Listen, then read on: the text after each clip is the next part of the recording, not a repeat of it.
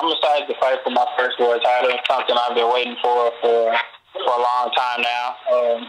Something that I knew was going to happen, but I had to wait for like 9-8 months.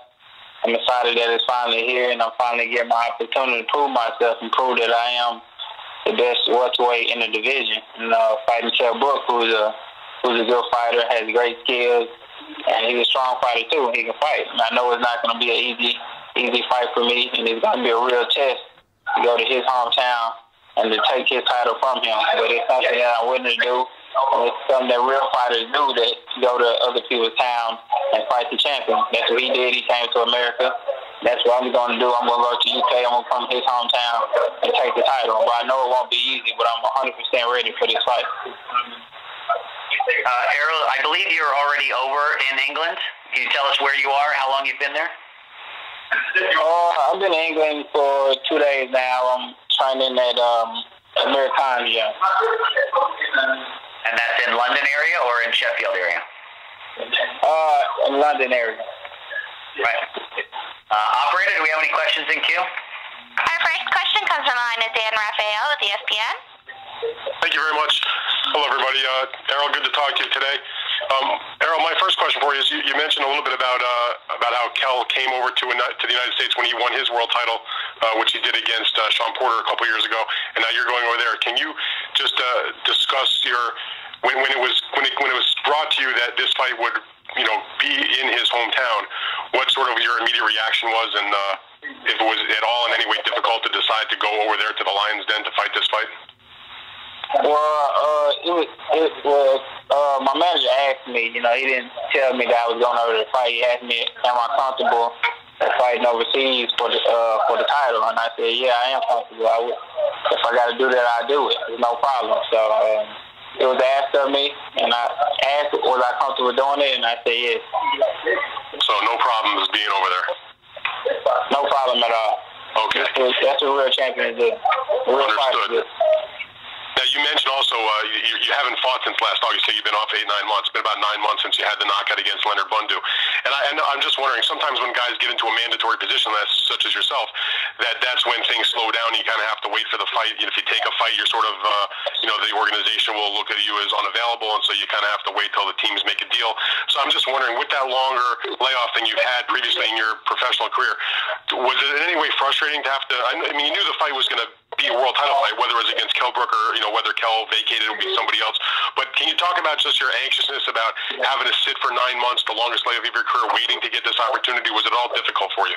It was difficult sometimes. It was kind of positive because I got to hang out with my kids and family and stuff like that. But it was difficult, especially watching other fighters on TV and watching other fighters, have success and go on to win titles and look at the welterweight division and what was going on there. So, I mean, it was kind of frustrating sometimes, but I knew I had to be patient. Timing is everything, and my opportunity was going to come. Were you at all surprised that after his fight with Gennady Golovkin that Kell Brook elected to return to the welterweight division to fight you? Because there was a lot of discussion from his own team, frankly. Eddie will probably, he said that the same thing, that there was some surprise that he actually made the call to drop back down to 147, where he could have perhaps gone to 154, not necessarily taken on such a tough opponent such as yourself after that very big fight he had with Triple G. Were you surprised? Were you happy that he decided to come back so you could, if you get the win, beat a reigning champion instead of for a vacant title? What were your thoughts about his decision to actually return to the weight class to face you? I wasn't surprised. I kind of knew he was going to come down after, the discussions with Amir Khan started happening. He was going to come down to 47. Then when that fight when that fight had fell off, I knew that he was going to come down. Kell Brook is a powerful fighter. He's a guy, he's a real fighter. He's a guy that want to fight the best, and a lot of people were saying stuff that he would be ducking me, and which he would have been ducking me if he was going to come down for Amir Khan, but not come down to defend his title. So I kind of knew he was coming down. I wanted him to come down because I wanted to take the belt from the champion. I didn't want to fight, the next available guy. I wanted to fight the champion, the guy who has the belt. So I can earn it the right way. Just one more question for you, Errol. Do you think that because Kell had such a tough fight with Triple G in September, he got stopped, he put up a tremendous effort, but he did get stopped. He did get injured in that fight. It was his first loss, and he's now going to have to come all the way down to 147, where he's admitted that it's been sometimes of a big struggle for him.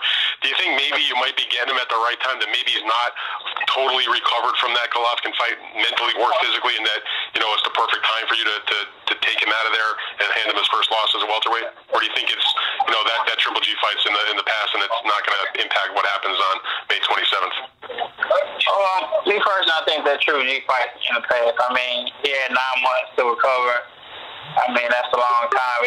It's not like he took a beating for over 12 rounds. And, those guys that's been in tougher wars than that, over 12 rounds, 9 rounds, basically all out wars and come back and fight. So, he got hit a lot. He took a beating, but it was just 5 or 6 rounds. And I think, 9 months is enough time for him to recover and recuperate and get back to normal. So I'm expecting the 100% Kell Brook that come to fight.